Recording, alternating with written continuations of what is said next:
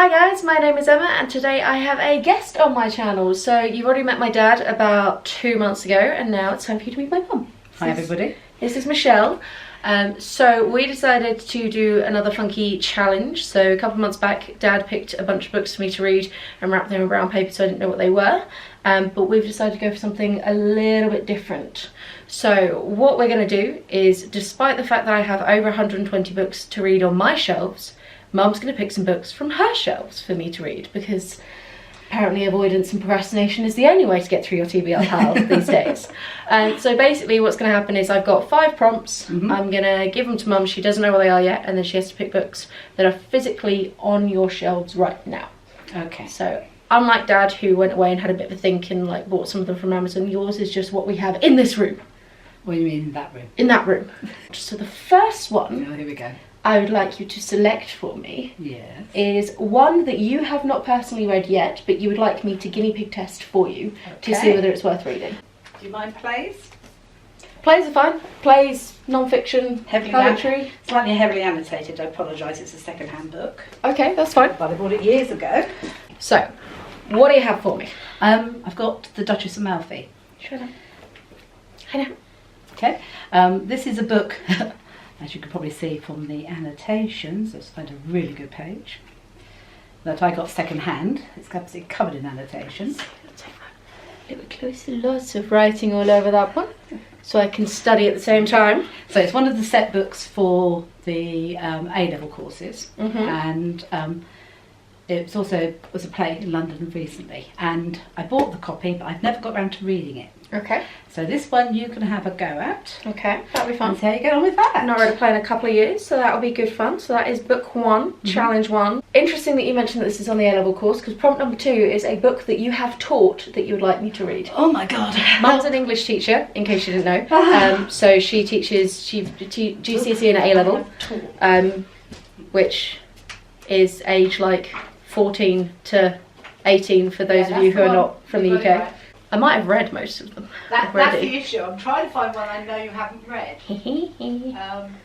Good little student that I am. Yeah, I'm not going to give you a tone because you've read that. Not only have I read it, I have it tattooed on my body. Not the whole book. That's a quote. Singular quote, not the entire thing. That would be dedication to a book. A-level book, yeah? A-level or GCSE, just a book that you've taught. God, girl. If you have one that you've taught the year 7s that you think I'd have fun with, that's fine. It does not have to be, I'm not being specific with my age groups. I just taught this recently. Oh, I think you'd love it. Oh, fun. You can't see it yet. Now you can. So what we got? Magician's Nephew. Literally just taught this to year 7. C.S. Lewis, for those of you who didn't clock that. Yeah, but sorry. You should know that one. It's got a few annotations in it because it's my copy, but the kids at school loved it, and to be quite blunt, so did I. And I've not read any of C.S. Lewis books before. Okay. So this one is one that I've taught to the year 7s. I'm not convinced I've actually ever read any C.S. Lewis either. I think it's the kind of thing that we've seen the movies, but that's about it. Dad had The Lion, the Witch and the Wardrobe on audiobook, so I've listened to that probably about 15 times in my life, but I've never actually physically sat down and read them. This is the first one. This is the first one, but it was actually written after the first 3, so that was written after the others. So there's pieces in it towards the end where it references what's going to come up in the next 3 books, but actually... And there's pictures in it. Yes, the pictures are wonderful as well. Books with pictures. Okay, right, excellent. Right. Oh god, here we go. Prompt number 3, I'm going to have to try and remember them, is we're going to go for a colour. I'm going to go for a book with orange somewhere on it, in any way, shape or form. So title? Could be in the title, can be on the cover. Okay. You could have highlighted in orange highlighter, given how many are annotated. Orange. Orange, somewhere around the concept. I have already read Orange is Not the Only Fruit. Before you do that one. Before you go clever. I was about to go for. I knew it. Jeanette Woodson, lovely book. Orange is easy because I've got millions of them. I didn't actually look at her bookshelf before picking colour. I just like the colour orange. Okay. Well, another one of my favourites. Exciting. I don't think you've read Summersleys. No, that does not look familiar. It's a John Mortimer book. I don't think I read him either. Okay, and it's a story about people basically going on holiday to rent a house in Tuscany. Okay. And It's a bit of a murder mystery. Okay. It was made into a BBC TV series. I watched the series and then bought the book, and I've read it twice. So sounds fun. So it's orange there. Orange down the spine. Classic. Penguin classics. I could have figured actually it was going to be one of them. Right, so that's 3 of them. Next prompt. Oh God, yes. Penultimate? Yes, penultimate. Penultimate prompt is a classic that you'd like me to read. Oh, there we go. And we can be loose in the How concept of thick classic. can I go? Do not give me War and Peace. No, I'm not going to do I'm that already to you. reading it. I won't do that to you. How thick can I go?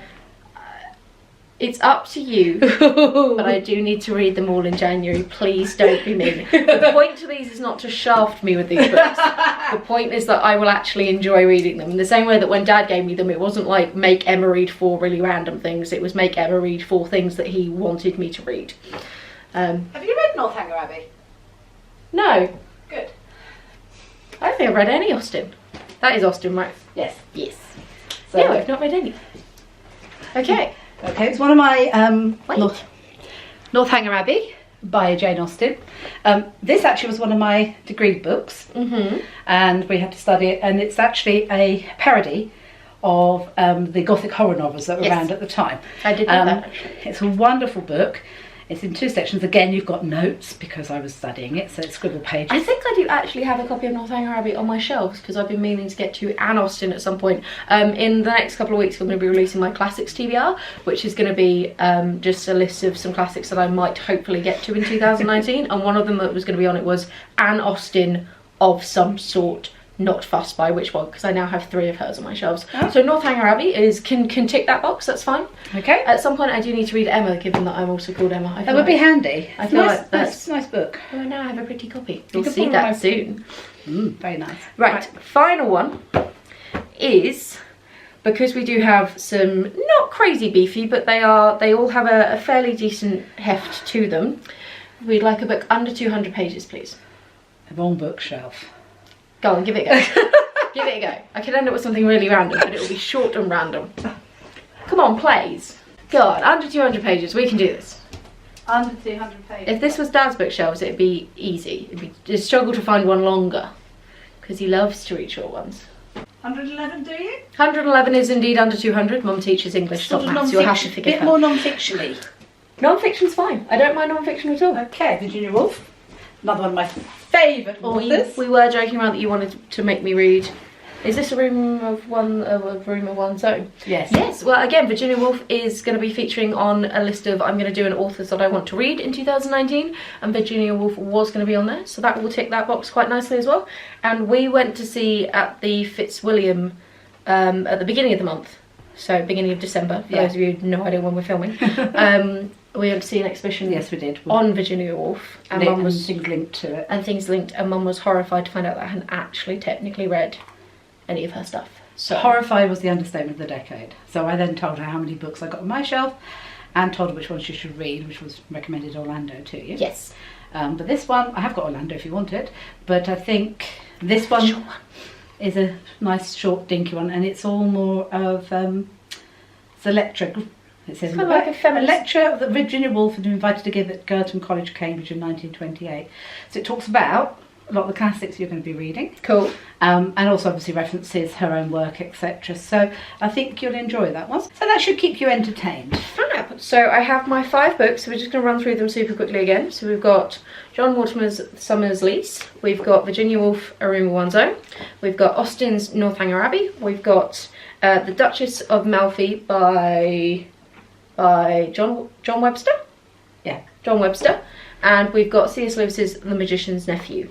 So nice range here, and then what I'm going to do is I will read all of them in the month of January, and I will come back at you with a wrap up to let you know my thoughts at the end, and Mum may or may not feature in that depending entirely on our schedules. It does indeed. Sounds good. Well, that's pretty much it from us. Like, subscribe, comment, all that jazz, and I will chat to you soon. Happy reading. Bye. Bye now.